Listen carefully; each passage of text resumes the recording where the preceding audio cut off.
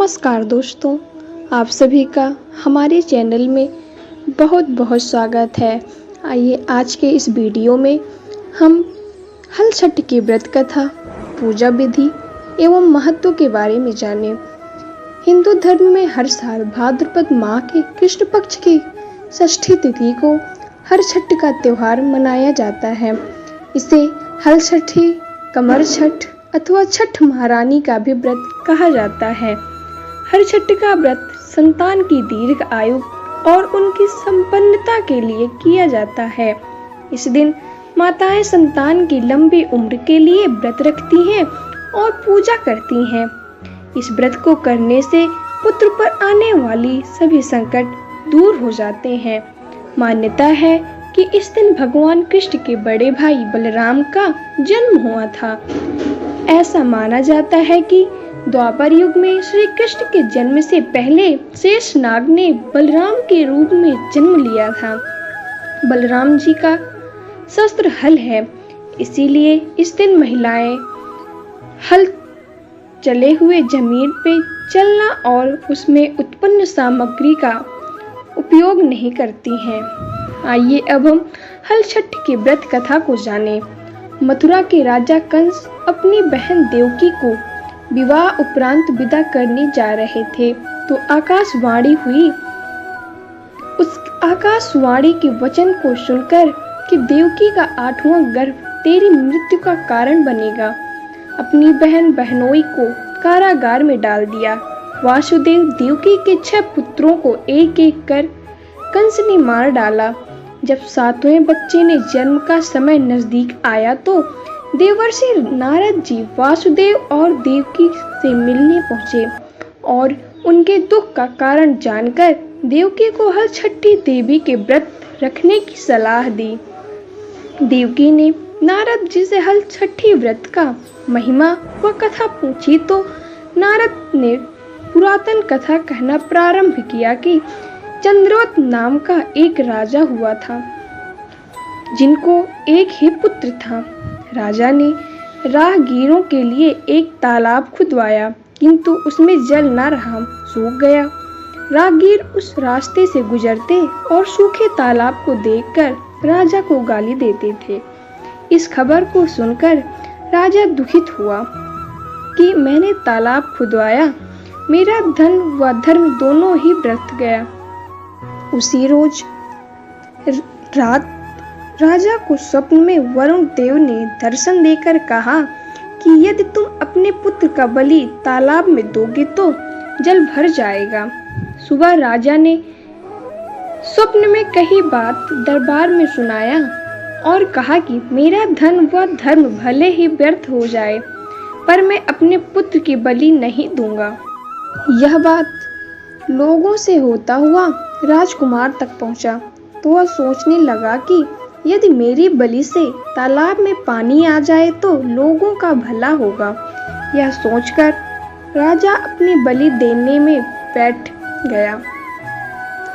अब वह तालाब पानी से लबालब भर गया। जल के जीव जंतुओं से तालाब परिपूर्ण हो गया। इकलौते पुत्र के बलि हो जाने से राजा दुखी होकर वन को चला गया। वहां 5 स्त्रियां व्रत कर रही थी, जिसे देखकर राजा ने पूछा, आप लोग कौन सा व्रत कर रहे हो और क्यों कर रहे हो? पूछने पर स्त्रियों ने हल छठी व्रत की संपूर्ण विधि विधान बताई। उसे सुनकर राजा वापिस नगर को गया और अपनी रानी के साथ उस व्रत को किया। व्रत के प्रभाव से राजपुत्र तालाब से जीवित बाहर निकल आया। राजा का परिवार सहित हल छठी माता के जयकार कर सुखपूर्वक निवास करने लगा। इसी प्रकार अब नारद जी ने देवकी को हल छठी की अन्य कथा कहना शुरू किया कि उज्जैन नगरी में 2 सौतन रहती थी। एक का नाम रेवती तथा दूसरी का नाम मानवती था। रेवती को कोई संतान न था, जबकि मानवती के 2 पुत्र थे। रेवती अपने सौत के बच्चों को देखकर हमेशा सौतिया डाह से जलती रहती और उनके पुत्र को मारने का जतन ढूंढती रहती थी। एक दिन उन्होंने मानवती को बुलाकर कहा कि बहन, आज तुम्हारे मायके से कुछ राहगीर मुझसे मिले थे। उन्होंने बताया कि तुम्हारे पिताजी बहुत बीमार हैं और वो तुम्हें देखना चाहते हैं। पिता की बीमारी को सुनकर मानवती दुखी हुई। रेवती से कहने लगी कि बहन, तुम शीघ्र अपने पिता से मिलने चली जाओ। तुम्हारे आने तक मैं बच्चों का ध्यान रखूंगी। सौत की बात को सच मान और पुत्रों को रेवती के हाथों सुरक्षित देकर मानवती पिता से मिलने अपने मायके चली गई। अब रेवती को बच्चों को मारने का अच्छा मौका जानकर उस दोनों बच्चों को मारकर जंगल में फेंक आई। इधर मानवती जब मायके पहुंची तो पिता को स्वस्थ देखकर पिता से अपनी सौत की कही बातों को कुशल क्षेम पूछती है। अब मानवती के पिता ने अनहोनी के संदेह से पुत्री को जाने को कहते हैं, किंतु मानवती के माता ने कहा कि पुत्री, आज हलछठी माता का व्रत है, अतः तुम भी पुत्रों की दीर्घायु की कामना से यह व्रत कर आज की जगह कल चली जाना। माता की सलाह मान मानवती पुत्रों की स्वस्थ कामना से हलछठी माता का व्रत धारण कर दूसरे दिन अपने घर जाने को निकली। रास्ते में वही जंगल पड़ा और वहां अपने बच्चों को खेलते देख उनसे पूछती है कि तुम लोग यहाँ कैसे पहुँचे। तब पुत्रों ने बताया कि आपके चले जाने पर हमारी दूसरी माता रेवती ने मारकर यहाँ फेंक दिया था कि तभी एक दूसरी स्त्री ने हमें फिर से जिंदा कर गई। अब मानवती को समझते देर न लगी कि यह सब माता हलछठी की कृपा से संभव हुआ है और माता की जयकार करती हुई घर को गई। नगर में मानवती के पुत्रों को पुनः जीवित देख और माता हलछठी की महिमा जान सभी स्त्रियां हलछठी की व्रत करने लगी। नारद ने देवकी से हलछठी व्रत की और कथा कहना प्रारंभ किया कि दक्षिण में एक सुंदर नगर है। वहाँ एक बनिया अपनी भार्या के साथ रहता था। दोनों पति पत्नी स्वभाव से बहुत अच्छे व संस्कारी थे। बनिया की पत्नी गर्भवती होती संतान को जन्म देती, किंतु भाग्यवश उनसे संतान कुछ समयोपरांत मर जाते थे। इस प्रकार एक एक करके बनिया की पत्नी के 6 संतान मृत्यु को प्राप्त हो गए। इस कारण दोनों पति पत्नी बहुत दुखी होकर मरने के उद्देश्य लेकर घर से वन की ओर चले गए। वहां जंगल में एक साधु से उनकी भेंट हुई तो उन्होंने साधु से अपनी व्यथा कह सुनाई। साधु ने ध्यान लगाकर देखा कि बनिया के संतान कहाँ हैं। साधु ध्यान में यम, कुबेर, वरुण, इंद्रादि लोक में ढूंढा, किंतु जब वहां बनिया के बच्चे नहीं दिखे तो साधु ब्रह्मलोक गए। वहां साधु के ने बनिया के सारे संतान को देखकर उन्हें अपने माता पिता के पास लौट आने का आग्रह किया।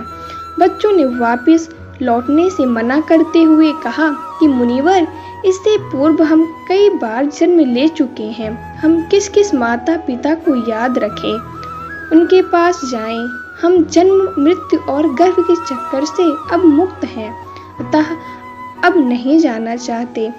तब साधु ने बनिया को दीर्घजीवी संतान प्राप्ति का उनसे उपाय पूछा। उन आत्माओं ने कहा कि यदि बनिया और उसकी पत्नी माता हलछठी का व्रत रख पूजन कथा श्रवण कर अपने पुत्रों को व्रतोपरांत जल से भीगा कपड़ा लगाए तो उनका यह बालक दीर्घजीवी होगा। उन आत्माओं से यह प्रकार सुन साधु ध्यान से वापस आकर बनिया से हलछठी व्रत कथा, नियम आदि को बताया। साधु ने इस विधि विधान को सुन दोनों पति पत्नी घर को गए। समयोपरांत जब हलछठी व्रत का दिन आया तो उन्होंने व्रत रखा तथा संतान प्राप्ति का वर मांगा। माता हलछठी की कृपा से अब बनिया की पत्नी गर्भवती हुई और एक सुंदर संतान को जन्म देती है। अगले व्रत पर उन्होंने साधु के बताए अनुसार अपने पुत्र को पोता मारती है। माता की कृपा से अब उनके संतान ने दीर्घ आयु को प्राप्त किया। बनिया का परिवार प्रसन्नता पूर्वक जीवन यापन करने लगा। आइए अब हम हलछठी व्रत के पूजा विधि के बारे में जानें। हर छठ के दिन स्नान ध्यान करने के बाद विधि विधान पूर्वक पूजा अर्चना की जाती है। यह व्रत वही स्त्रियां करती हैं जिनको पुत्र होता है। जिनको केवल पुत्री होती है वह यह व्रत नहीं करती हैं। इस शुभ दिन दीवार पर गाय के गोबर से हर छठ का चित्र भी बनाया जाता है। इसमें गणेश लक्ष्मी, शिव पार्वती, सूर्य चंद्रमा, गंगा जमुना आदि के चित्र बनाए जाते हैं। आजकल बाजार में हर छठ माता का बना बनाया चित्र भी मिलने लगा है। हर छठ बनाने में झरबेरी, ताश और पलाश की एक एक शाखा का इस्तेमाल किया जाता है।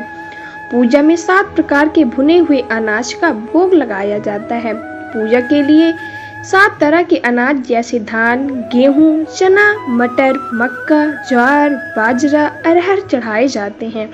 इस व्रत में महिलाएं प्रत्येक पुत्र के आधार पर 6 छोटे मिट्टी के बर्तन में 5 या 7 भुने हुए अनाज या सूखे मेवे भरती हैं। अंत में हर छठ व्रत कथा सुनने और विधि विधान के साथ पूजा अर्चना करें। स्त्रियां पूजन के समय कुश के पेड़ में गांठ बांधती हैं। इसके लिए स्त्रियां कुश लगे हुए स्थान पर जाती हैं अथवा घर में किसी स्थान या गमले में कुश लगाकर गांठ बांधती हैं।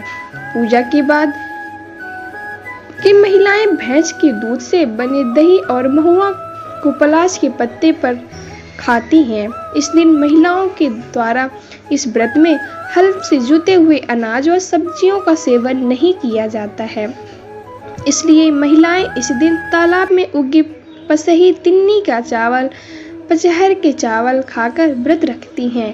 केवल वृक्ष पर लगे खाद्य पदार्थ के ही सेवन की अनुमति होती है। विशेष रूप में महुए का फल का सेवन इस व्रत में किया जाता है। इस व्रत में गाय का दूध व दही इस्तेमाल में नहीं लाया जाता है। इस दिन महिलाएं भैंस का दूध, घी व दही इस्तेमाल करती हैं। इस व्रत को करने से व्रती को धन, ऐश्वर्य आदि की प्राप्ति होती है। इस व्रत को करने से पुत्रों पर आने वाली सभी संकट दूर हो जाती हैं। जय छठी मैया। दोस्तों, अगर आपको यह वीडियो अच्छा लगा हो तो वीडियो को ज़्यादा से ज़्यादा शेयर करें, चैनल को सब्सक्राइब और लाइक करें।